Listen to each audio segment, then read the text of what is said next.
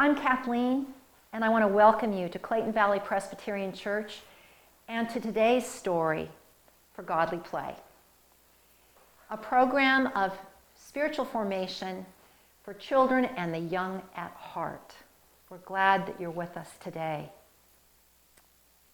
We come to Godly Play when we're meeting together from the sanctuary where we've spent some time with Pastor Barbara. We come over from the sanctuary together, and a teacher greets each person at the door. We need to be ready to enter sacred space. And as we come through the threshold, we enter one by one, for we are called by name to this circle. No matter who is telling the story on any particular Sunday morning, we always start the same way. The Lord be with you. If all of you were with me now, I'd ask one of you to go to our Circle of the Church Year, our calendar, even though it doesn't look like other calendars. For we always want to know, where are we in our church year?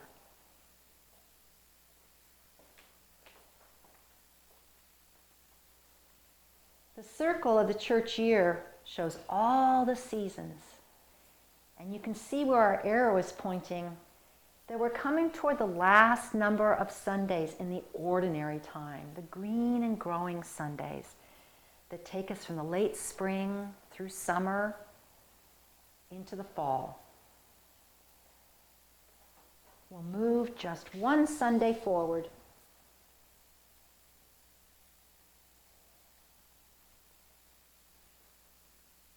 We still have a few green and growing Sundays remaining. As we come back to the circle, we make ourselves ready for the story. We get our bodies still, our hands still.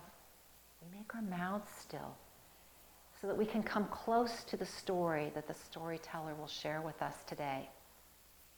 Every box, every tray, every basket in this room is story.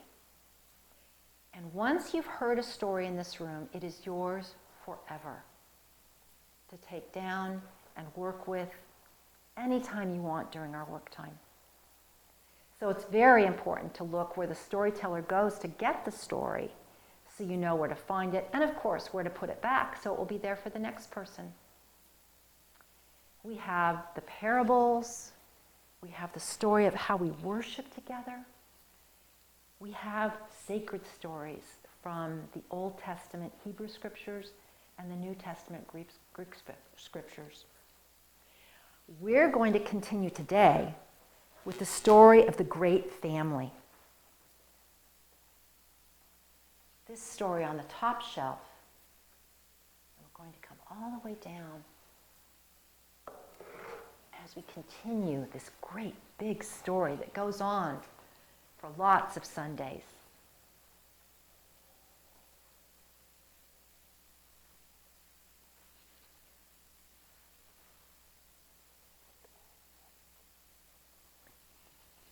I invite you to listen today for what's in this story just for you. Even if you've heard it before, you were different then than you are today. And there might be something in this story today that's special just for you.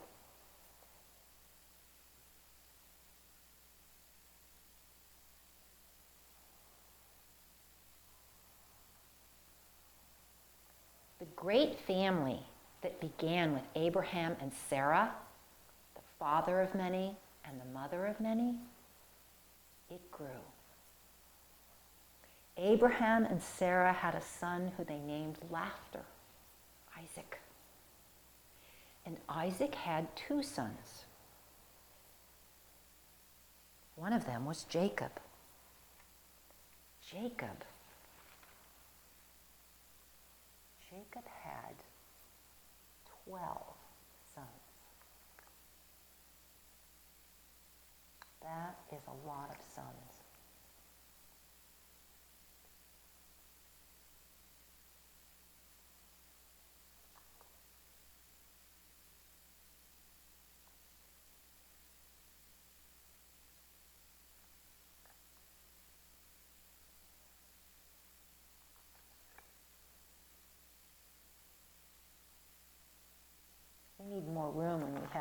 that many sons, don't we?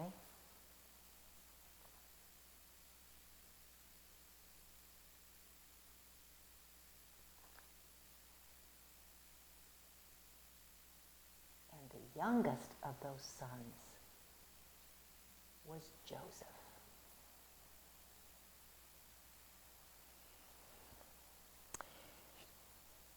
Joseph was his father's favorite.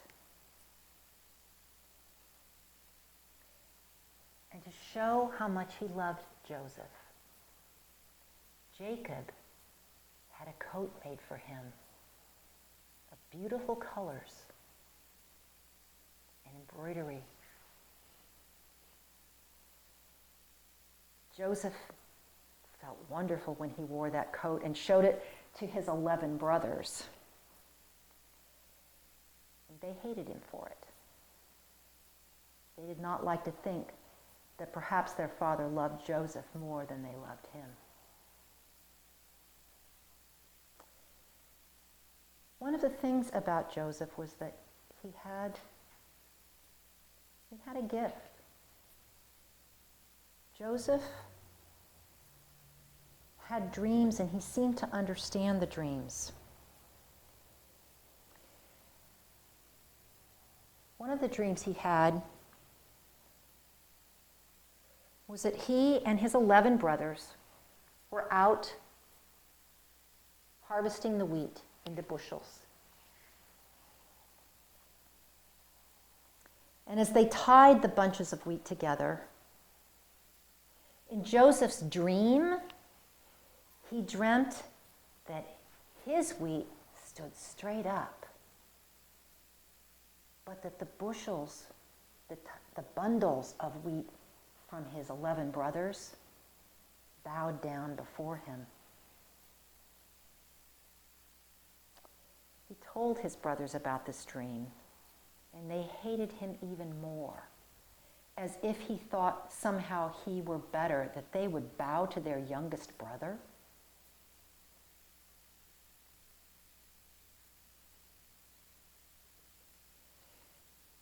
Another dream that Joseph had was the sun, the moon, and the stars. In that dream, they came down out of the sky to Joseph. He told his family about that dream too, and not only were his 11 brothers upset with him, his father was angry too, as if he was saying that the entire family would come and bow before him.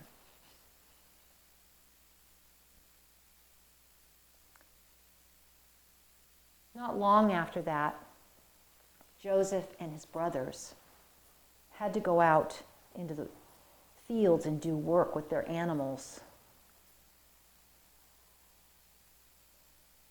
The brothers, they were still so angry with Joseph. They wanted to kill him, but no, Reuben said they could not. So instead, the brothers threw Joseph into a pit that he could not climb out in the wilderness, without water, without food. And they left him there. They took his coat and they dipped it in the blood of a goat. They took it to their father, Jacob, and explained that a wild animal had taken their brother. And Jacob wept.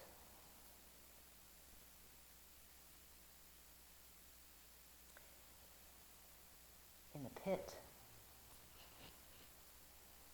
Joseph called for help, and his cries were heard by some traders who were crossing. And they helped him out of the pit, but they took him as a sort of prisoner.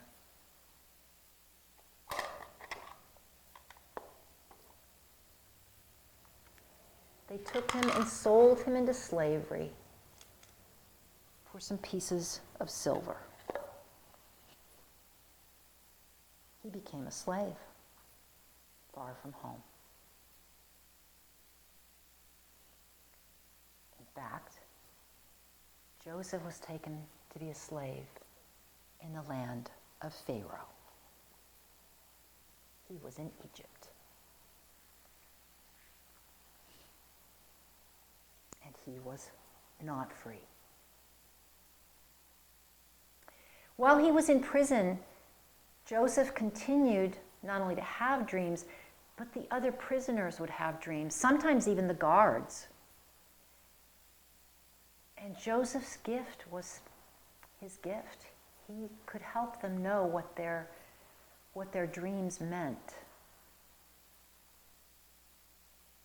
So when Pharaoh began to have some strange dreams, some of the people in his household who had heard from the guards about this prisoner who could understand dreams, they told Pharaoh, and so the king of Egypt called for Joseph to come.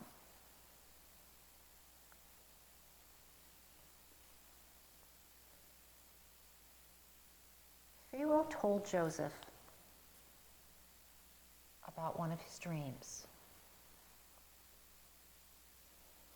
In his dream, there were 12 fat, delicious ears of corn. And then, as the dream continued,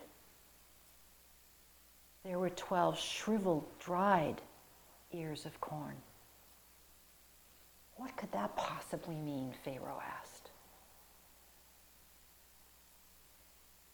He told Joseph about another dream he'd had, about 12 fat, healthy cows. And then in the dream, there were 12 skinny, sickly cows lying on the ground. What could that mean? Joseph thought. He explained to Pharaoh what the dreams meant. He said that it meant there would be years of plenty, when there would be lots of grain, lots of meat and milk, but it would be followed by years of famine. And so, what was needed was to store up the grain in the good years, so that when the bad years came, the famine years, there would be enough for people to eat. Pharaoh, king of Egypt, listened to Joseph. He made him a member of his household because he knew that Joseph understood those dreams and that what Joseph was telling him was right. And Pharaoh followed what Joseph said. He stored up the grain. And it came true. The years of famine arrived. It wasn't just in Egypt. It was all around. And one day,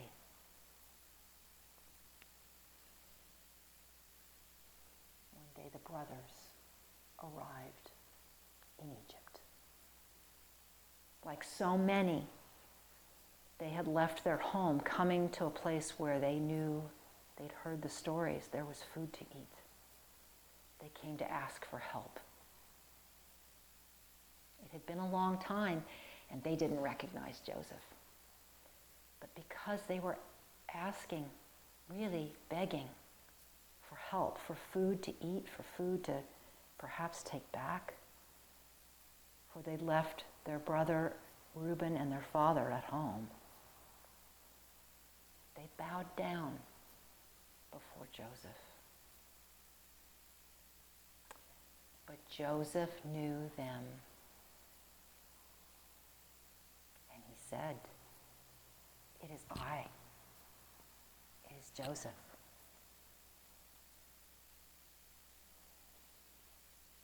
Take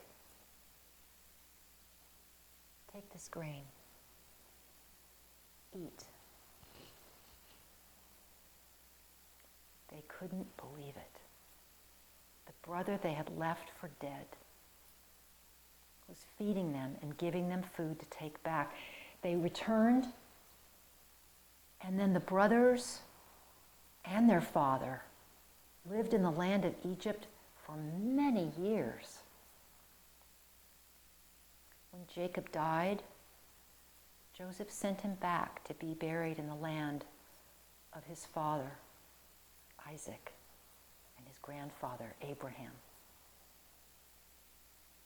But the brothers and Joseph continued to live in the land of Pharaoh for a long time.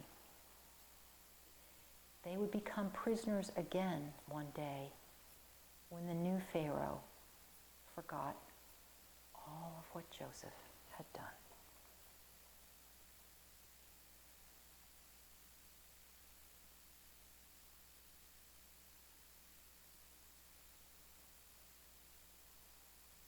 I wonder what part of the story might be new for you. I wonder if there's a part of the story that you've heard before that you were waiting to hear again.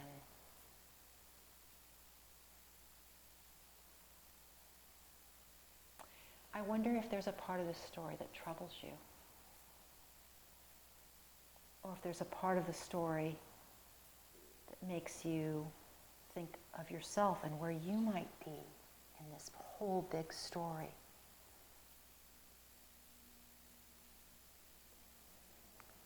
I wonder if there's anything we could leave out of this story, but still have all the story we need.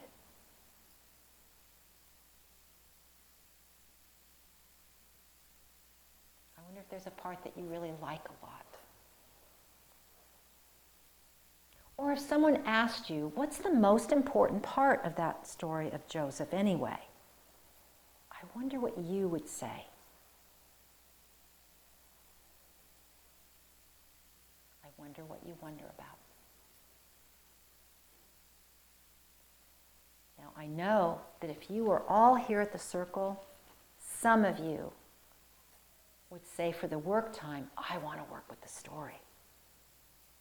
We'd put everything back in the tray and in the basket so that you could begin from the beginning.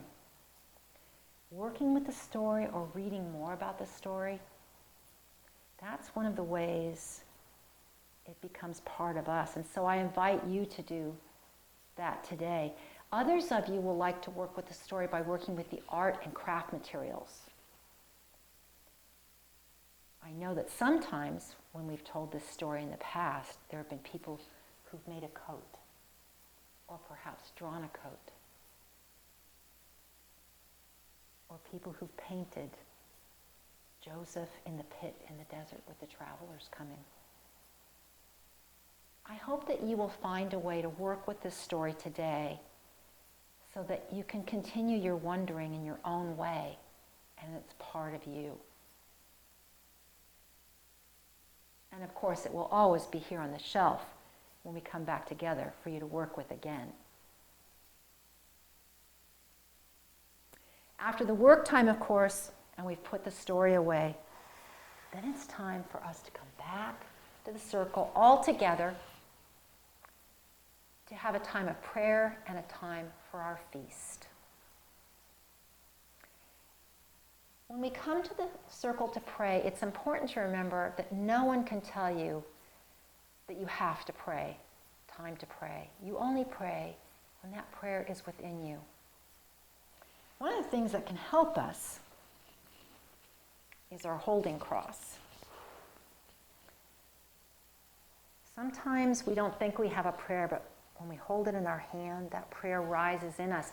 It could be a prayer we share out loud. It could be a prayer we say so quietly that only God is hearing those words, but some prayers don't even have words. We always start on this side of the storyteller, and everyone is still and quiet so that each person if they want to pray, can have time. So we pass it around. Each person says amen as they share the cross. And it comes back to the storyteller. We ask that God hear our prayers, all the prayers at this circle, even the ones with no words. Before we share together and say together the prayer that Jesus taught us and still teaches us, Our Father who's in heaven, holy is your name. And when we've prayed, it's time for our feast. Now we always, of course, serve one another. That's what we do here, isn't it? Now our feast is not the big puffy bread or the juice that we might have in the sanctuary. No, in this room, we remember that feast that Jesus had in the upper room with his friends by using the matzah. We like to have that taste of the desert. We remember when the people hurried to freedom. And that's what they had to eat in the desert. So we use that matzah to remember when Jesus, after the meal, when everyone had had plenty to eat and drink, he took the bread and he broke it and blessed it and invited everyone to eat it and said, "Do this in remembrance of me." He was always saying things like that people didn't understand. How could they remember him? He was right there. The next day and in the days that followed, of course, they remembered what he'd said and they understood.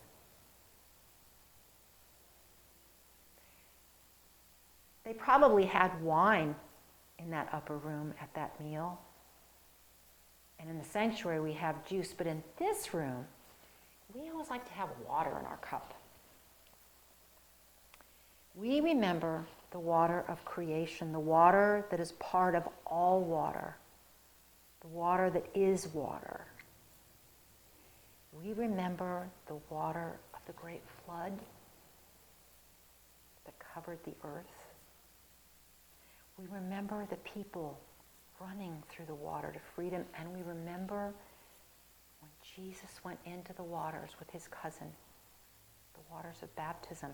And so the water is important for us in this room. So whatever is in your cup, we remember that at that meal, Jesus blessed that cup, and he asked everyone to share it and said, when you come together in this way, in my name, I will be with you to the end of the age. So I hope you have a cup and some bread or a cracker, maybe even some matzah, and that you know that we are doing this together, whether we're in this room, whether we're in the sanctuary, whether we're spread out in God's world. And that you hold this story with you and remember it for what's in it for you as you share that cup and that bread. So until we are at the circle again, may the Lord bless you and keep you always.